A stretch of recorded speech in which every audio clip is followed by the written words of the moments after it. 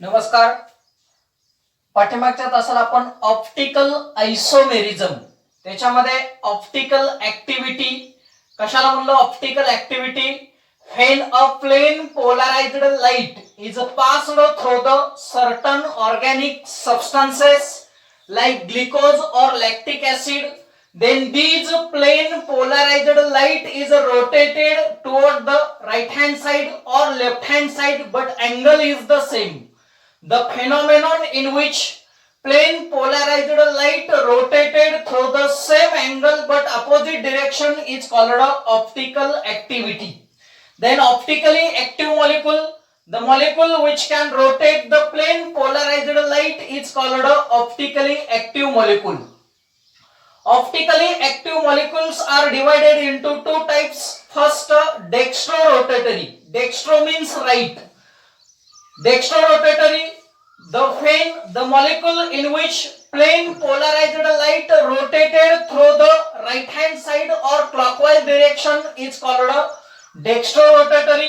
Then levorotatory, the molecule which can rotate the plane polarized light toward the left hand side or anti-clockwise direction is called levorotatory. And last, optically inactive, the molecule which does not rotate the plane polarized light is called optically inactive. आता त्याच्यानंतरचा part आहे how to know the optical activity of the compound. म्हणजे एखाद्या मॉलिक्युलची optical activity कशी ठरवायची त्याच्यासाठी एक महत्वाची थेअरी आहे फेंट ऑफ लिबेल थेअरी. आता फेंट ऑफ लिबेल थेअरी ही कुणी सांगितली? Even though the optical activity was discovered by French physicist Biot. Biot या नावाच्या सायंटिस्टनं 1815 ला ऑप्टिकल ऍक्टिव्हिटीची थेअरी त्यानं एक्सप्लेन केली. परंतु त्याला रिलेशन कोणाकोणामध्ये स्ट्रक्चर ऑफ मॉलिक्यूल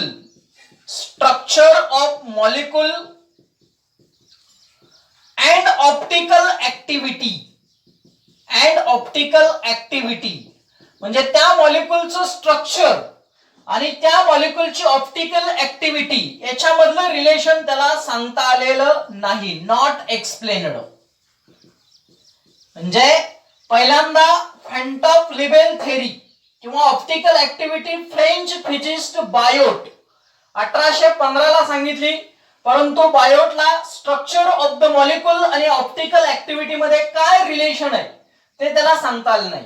त्यामुळं 1874 ला फेंट ऑफ लिबेल या दोघांनी काय केलं तर ती थेअरी एक्सप्लेन केली. म्हणजे even though the optical activity was discovered by the French physicist Biot in 1850, but the direct correlation between structure of the molecule and optical activity is not explained. Since in 1874 Fénton and Libel first explained the meaningful theory of the optical activity. आता फेंटॉफ आणि लिबेल यांनी explain करताना तीन गोष्टीचा विचार केला. पहिलं tetrahedral carbon atom.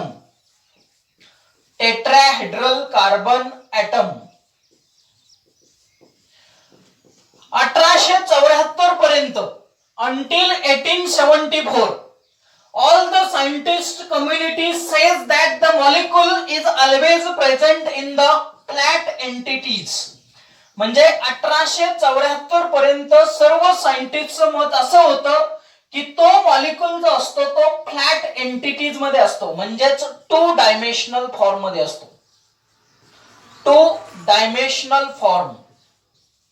परंतु 1874 ला पहिल्यांदा फेंटॉफ आणि लिबेलनं काय सांगितलं तर तो मॉलिक्यूल हा फ्लॅट एंटिटीज किंवा 2 डायमेन्शनल मध्ये न राहता तो 3 डायमेन्शनल मध्ये असतो. 3 डायमेन्शनल. तर टेट्राहेड्रल कार्बन ऍटम म्हणजे त्याच्यामध्ये 4 हायड्रोजन असतं. Tetrahedral carbon atom out of 4 2 hydrogen atoms are present in the plane. फेंटॉप आणि लिबेलने काय सांगितलं, दोन हायड्रोजन जे असतात ते प्लेन मध्ये प्रेझेंट असतात आणि ते त्यानं indicated by the ordinary line, त्यानं ऑर्डिनरी लाईनचा वापर केला. वन हायड्रोजन प्रेझेंट अबोव दी प्लेन, एक जो हायड्रोजन असतो तो कुठं असतो, अबोव दी प्लेन, किंवा त्यालाच म्हणायचं front, which is indicated by the thick line. त्याचा वापर त्यानं इंडिकेशन करण्यासाठी काय केलं, थिक लाईनचा वापर केला. One hydrogen present below the plane, एक जो हायड्रोजन असतो तो कुठं असतो, बिलो दी प्लेन, म्हणजे बिहाइंड, म्हणजे पाठीमागचा, behind, which is indicated by the dotted line. हे पहिल्यांदा कुणी सांगितलं, फेंटॉप आणि Le Bel. Out of 4 hydrogen atom, 2 hydrogen atoms are present in the plane which is indicated by the ordinary line. 1 hydrogen present above the plane which is indicated by the thick line, and 1 hydrogen present below the plane which is indicated by the dotted line. म्हणजे हा जर आपण plain consider केला तर या plain मध्ये 2 hydrogen हे plain मध्ये असतात, एक हायड्रोजन अबोव दी प्लेन, एक हायड्रोजन बिलो दी प्लेन. हे पहिल्यांदा कुणी सांगितलं, फेंटॉप आणि लिबेल. त्याच्यानंतर दुसरी गोष्ट त्याला एक सांगितली, asymmetric carbon atom. Asymmetric carbon atom कशाला म्हणायचं, असिमेट्रिक कार्बन ॲटम, तर जो कार्बन किंवा ज्या कार्बनला 4 वेगवेगळे ॲटम किंवा ग्रुप ऑफ ॲटम जोडलेले असतात त्या कार्बनला म्हणायचं asymmetric carbon atom. The carbon atom which is attached to the 4 different atoms or group of atoms is called a asymmetric carbon atom. जे कोणाला म्हणायचं, the carbon atom which is attached to the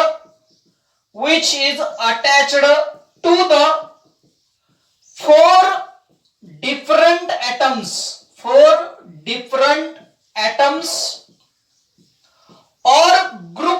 atoms or group of atoms is called a asymmetric carbon atom. त्या कार्बनला काय म्हणायचं, asymmetric carbon item. आणि तो जो asymmetric carbon item आहे तो कशाने इंडिकेट करायचा, ॲस्टरिक म्हणजे स्टारने इंडिकेट करायचं. हे दुसरं सांगितलं. म्हणजे मॉलिक्यूल जर ऑप्टिकली ऍक्टिव्ह पाहिजे असेल तर त्याच्यात कमीत कमी एक तरी असिमेट्रिक कार्बन ॲटम असायला पाहिजे. आणि तिसरं सांगितलं, जे आयसोमर असतात किंवा जे स्ट्रक्चर असतात, any molecule which contain asymmetric carbon atom exists a pair of isomer. म्हणजे मॉलिक्यूल आपण जर घेतला आणि त्याच्यामध्ये जर असिमेट्रिक कार्बन ॲटम जर असेल तर ते exist in pair of isomer and these are non super imposable mirror images, म्हणजे different images, that is different. म्हणजे एखाद्या मॉलिक्यूल मध्ये असिमेट्रिक कार्बन ॲटम जर असेल तर त्याच्यामध्ये तो मॉलिक्यूल हा पेअर ऑफ आयसोमर मध्ये प्रेझेंट असतो आणि ते कसे असतात, एकमेकाला non super imposable mirror images with each other, म्हणजे डिफरंट. फॉर एक्झाम्पल, आपण जर एक्झाम्पल घेतलं, समजा आपण एक्झाम्पल घेतलं lactic acid. For example lactic acid. Lactic ऍसिडचा फॉर्म्युला आहे CH3 CHOH C double bond OH. त्याचं जर आपण रिप्रेझेंटेशन केलं, C double bond OH CH3 HOH, याची जर आपण मिरर इमेज घेतली, हा C डबल बॉन्ड OH आहे त्या ठिकाणी, हा CH3, राईटचा OH आपल्याला लेफ्टला दिसतो आणि लेफ्टचा H आपल्याला राईटला दिसतो. म्हणजे हे दोन्ही स्ट्रक्चर एकमेकाला कशा असतात, non super imposable mirror images with each other. म्हणजे हा मॉलिक्यूल जर लेफ्ट साइडला रोटेट झाला तर हा मॉलिक्यूल काय होतो, राईट साइडला रोटेट होतो. म्हणजे याचं नाव आहे L lactic acid, L lactic acid किंवा मायनस लॅक्टिक ऍसिड. कारण आपल्याला कॉन्फिगरेशन माहित आहे, ऑर्डर ऑफ प्रायोरिटी 1 2, एरो कसा रोटेट होतो, अँटी क्लॉकवाइज म्हणून एल 1 2, इथं एरो कसा रोटेट होतो राईट हँड साइडला म्हणून हे dextro rotatory D lactic acid किंवा प्लस लॅक्टिक ऍसिड. म्हणजेच हे दोन्ही एकमेकाला कशा आहेत, non super imposable mirror images म्हणजे डिफरंट. एक जर लेफ्टला रोटेट झालं तर दुसरं राईटला रोटेट होत, but angle is the same. परंतु याच्यामधला जो अँगल असतो तो अँगल कसा असतो, same, but angle is the same. जर एक मॉलिक्यूल जर 30 डिग्रीने जर लेफ्ट साइडला रोटेट झाला तर तोच मॉलिक्यूल 30 डिग्रीने काय होतो, राईट साइडला रोटेट होतो. त्याला म्हणायचं non super imposable mirror images. आणि ही आहे फेंट ऑफ लिबेल थेरी. म्हणजे मॉलिक्यूल ऑप्टिकली ऍक्टिव्ह आहे किंवा नाही हे डिटरमाइन करण्यासाठी सगळ्यात महत्वाचं काय आहे, असिमेट्रिक कार्बन ऍटम. त्या मॉलिक्यूल मध्ये ऍटलिस्ट 1 असिमेट्रिक कार्बन ऍटम असायला पाहिजे. आणि असिमेट्रिक कार्बन ऍटम असेल त्यावेळेस त्याच्या non super imposable mirror images आपल्याला मिळतात. त्याला म्हणायचं फेंट ऑफ लिबेल थेरी. हे झालं ऑप्टिकली ऍक्टिव्ह मॉलिक्यूल ओळखायचं. फॉर एक्झाम्पल जर आपण ऑप्टिकल ऍक्टिव्हिटी बघितली, ऑप्टिकल ऍक्टिव्हिटी समजा आपण 2 क्लोरोब्युटेन घेतलं.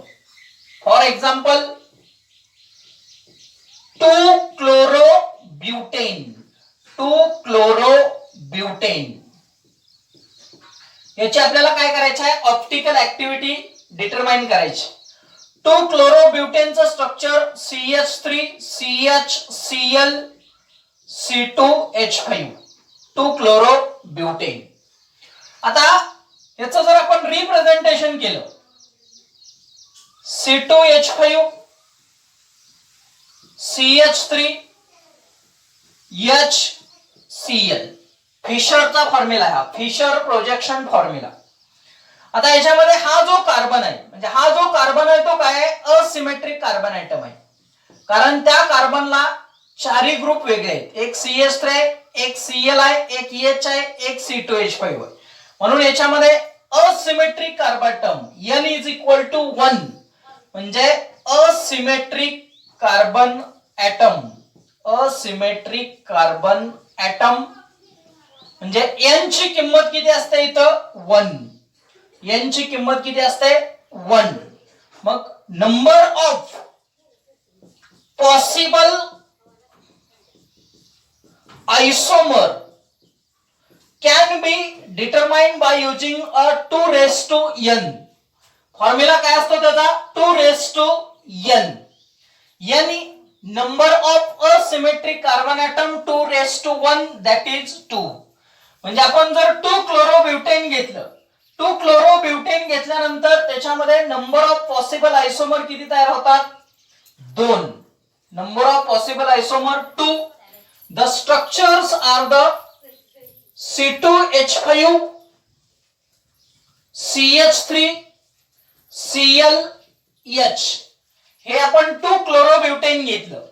याची जर आपण मिरर इमेज घेतली, mirror image C2H5 CH3 HCl हा आहे D2 क्लोरोब्युटेन. हे जे आहे ते L2 क्लोरोब्युटेन. असा रो आणि याच्यामध्ये असा रोटेट होतो. म्हणजे दोन्ही मध्ये non super imposable mirror images with each other. या काय आहेत, non super imposable, non super imposable mirror images. म्हणजे 2-chlorobutan हा मॉलिक्यूल काय आहे, ऑप्टिकली ऍक्टिव्ह आहे. म्हणजे असिमेट्रिक कार्बन ऍटम आहे. Asymmetric carbon atom number of possible isomer किती आहेत, 2. त्याचा फॉर्म्युला आहे 2n. n means number of asymmetric carbon atom. याला म्हणायचं ऑप्टिकल ऍक्टिव्हिटी ऑफ 2-chlorobutan. हे आहे ऑप्टिकल ऍक्टिव्हिटी. आता ऑप्टिकल ऍक्टिव्हिटी नंतर आपल्याला पुढची एक डेफिनेशन आहे बघा, एनान्शोमर्स किंवा त्याला म्हणायचं एनॉन्शोमॉर्फ्स. आता कशाला म्हणायचं एनॉन्शोमर, तर हे स्टेरिओ आयसोमर्स आहे. Stereo आयसोमर्स which are non-superimposable mirror images with each other in which plane polarized light rotated through the same angle but opposite direction is called a enantiomer. Stereo isomers which are non-superimposable mirror images with each other in which plane polarized light is rotated through the same angle but opposite direction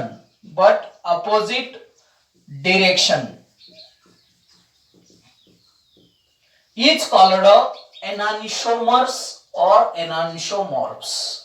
म्हणजे जे stereo आयसोमर्स असतात ज्याच्या image कशा असतात, different असतात, म्हणजे non super imposable mirror images असतात, आणि plane polarised light rotated through the same angle but opposite direction. म्हणजे एक जर राईटला रोटेट होत असेल तर एक लेफ्टला रोटेट होते, परंतु दोन्ही मधला अँगल कसा असतो, सेम. आता ते जे स्टेरिओ आयसोमर्स असतात त्याच्या फिजिकल प्रॉपर्टीज या सेम असतात. फिजिकल प्रॉपर्टीज कशा असतात, सेम.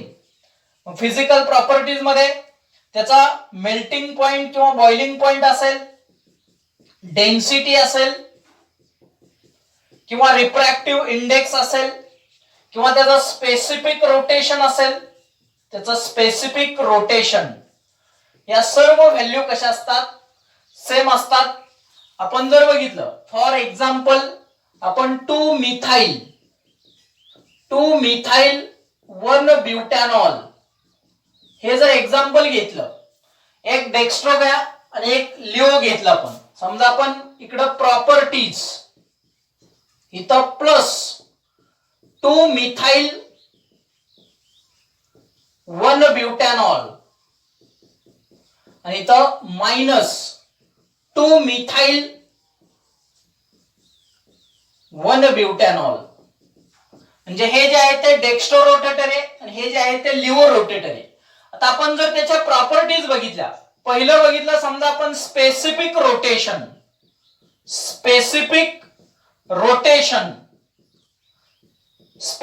रोटेशन मध्ये डेक्स्ट्रो रोटेटरी प्लस 5.9 डिग्री. म्हणजे 2-मिथाइल 1-ब्युटॅनॉल जे आहे ते डेक्स्ट्रो रोटेटरी काय होतं, राईट साइडला 5.9 डिग्री एवढं रोटेट होतं, आणि जे लिओ रोटेटर आहे 5.9 डिग्री. म्हणजे angle same but opposite, plus minus. त्याच्यानंतर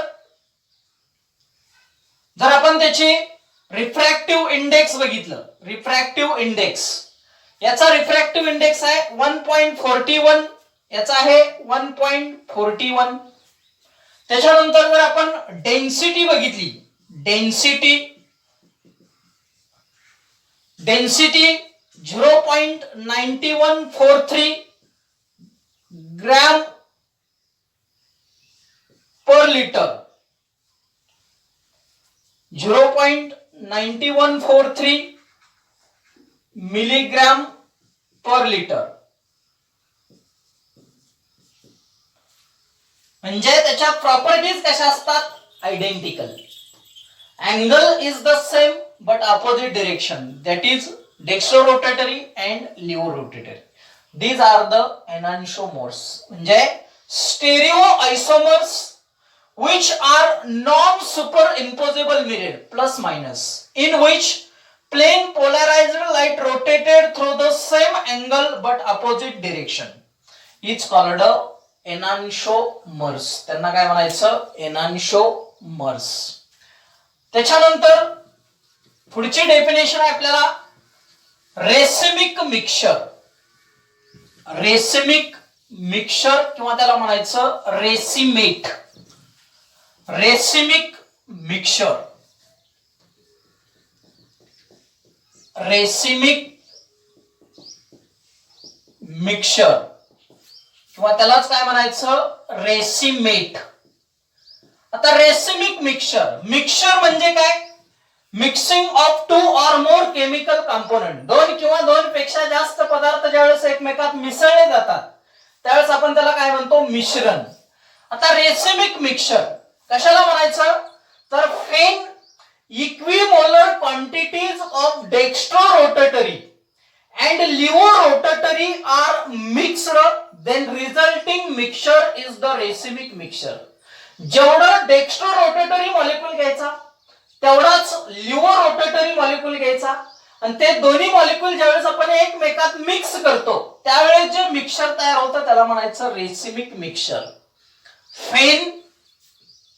when equimolar quantities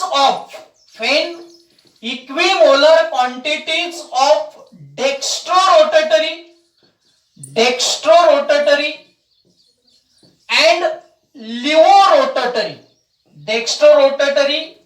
and levorotatory molecules are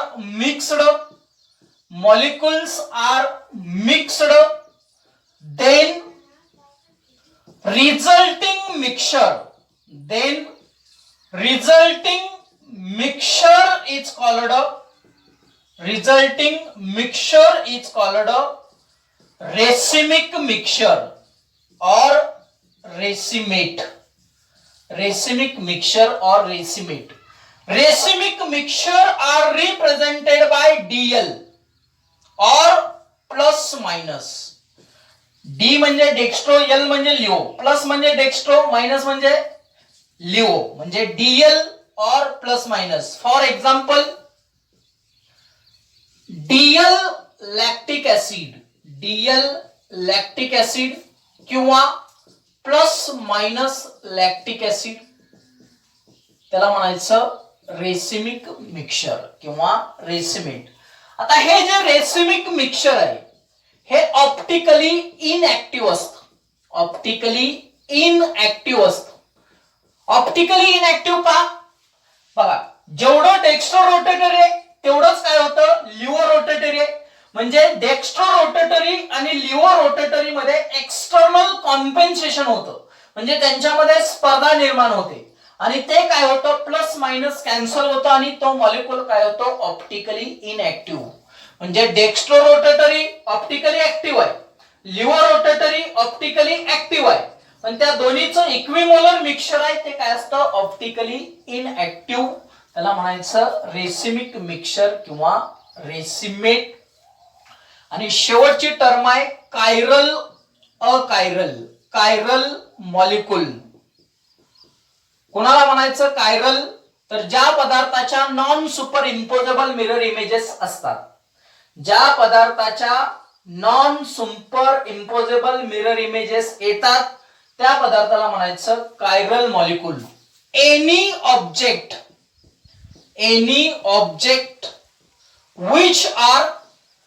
which are non superimposable mirror images with each other, that object is called chiral. त्या पदार्थाला किंवा त्या मॉलिक्यूलला काय म्हणायचं? कायरल. म्हणजे ज्या पदार्थाच्या non super imposable mirror images येतात त्या पदार्थाला म्हणायचं कायरल, आणि ज्याच्या येत नाहीत त्याला म्हणायचं अकायरल.